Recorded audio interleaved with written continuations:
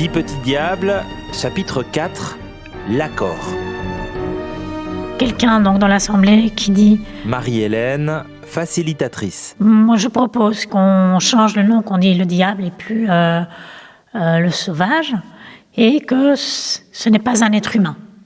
Toutes les personnes qui sont d'accord avec ça se rapprochent. On en voit qu'il y en a, mettons 50, ce qui est beaucoup. Et alors du coup, nous, en tant que facilitateurs, on va demander aux personnes qui restent en marge encore, qui ne se rapprochent pas, qu'est-ce qui manque, par exemple. Eh bien, alors là, une personne qui dit, ok, moi je suis d'accord qu'on l'appelle le diable, et que ce ne soit pas un être humain, mais je trouve que du coup, ça devrait être alors plutôt de l'imaginaire, quelque chose de fantastique. Ok, donc du coup, c'est une nouvelle affirmation. Donc les gens se redéplacent. L'un des problèmes avec l'ancien diable, c'est sa couleur, 100% noir. Alors, certains l'imaginent dans des tonalités plus originales. Il y en avait un qui disait « Ah, moi je le vois en mauve », il se mettait à un point de la pièce. Mason, interprète du diable. Il y avait X personnes qui se rapprochaient en fonction de comment on le voyait. Il y en avait un qui disait « Moi je veux le garder comme il était avant, totalement noir », il se mettait il se mettait dans le coin de la pièce et les gens venaient s'agglutiner ou pas en fonction de ce que, si ça faisait écho à eux ou pas.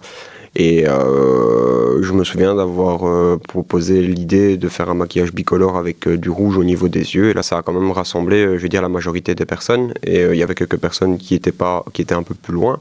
Mais l'ensemble des gens se sont regroupés. Du rouge et du noir, un diable bicolore se dessine dans l'assemblée. Pour les détails et les proportions, on verra plus tard. Mais un compromis est en vue, il reste 1 ou 2 personnes à convaincre. Et là, nous, en tant que facilitateurs, on va leur demander, mais qu'est-ce qui manque pour que vous puissiez vous rapprocher ? Marie-Hélène, facilitatrice. Une personne dit, moi, il y a la question des chaînes qui dérangent. Et là, tout s'est redécomposé, parce qu'apparemment, on a vu que la question des chaînes était vraiment très, très délicate. Et là, je te jure, on était à un quart d'heure de la fin du 3e jour, donc la fin du processus. Et tout le monde a eu peur en se disant, c'est fichu, on doit tout recommencer. Finalement, on met les chaînes de côté, d'autres se chargeront de réexaminer la question. Les 60 se quittent donc sur un accord qui définit dans les grandes lignes ce qu'est le personnage du diable et à quoi il devra ressembler. Chaque mot est pesé, souligne Bernard. On arrive à un texte qui dit « La commission s'accorde sur le fait qu'il doit représenter un diable et pas un être humain. Il s'agit d'un personnage imaginaire et fantastique. Il est nécessaire de réécrire son histoire. » C'était avant donc qu'on ne crée le conte. Pour éviter les ambiguïtés, il est proposé de lui ajouter des caractéristiques visuelles qui affirment et génèrent la dimension fantastique et son aspect de diable. Exemple, des lentilles rouges, des paupières et des orbites rouges. Il est proposé de changer officiellement son nom et de le dénommer le diable de la barque des pêcheurs napolitains.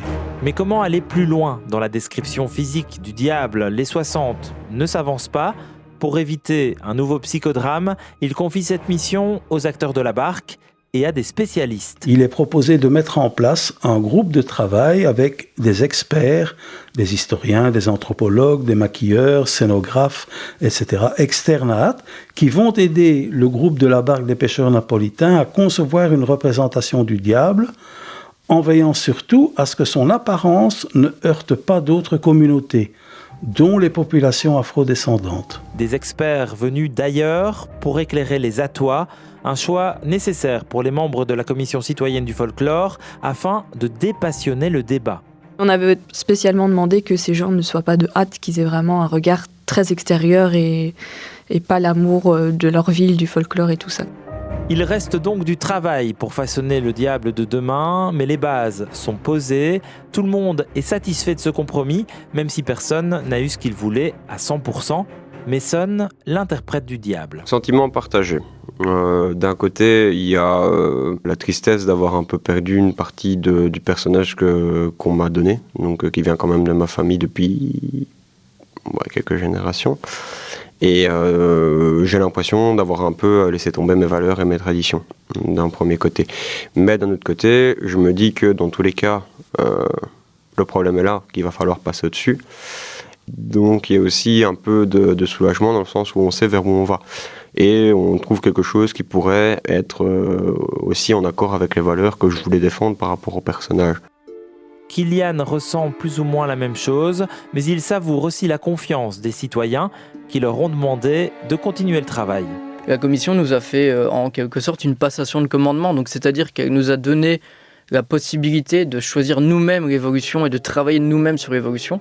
En juin 2023, le conseil communal d'Ath se réunit et décide de suivre l'avis de la commission de folklore, comme il s'était engagé à le faire. La commission se met en veille, elle ne se réunira que lorsque le diable aura une nouvelle image et une nouvelle histoire. La suite au prochain chapitre.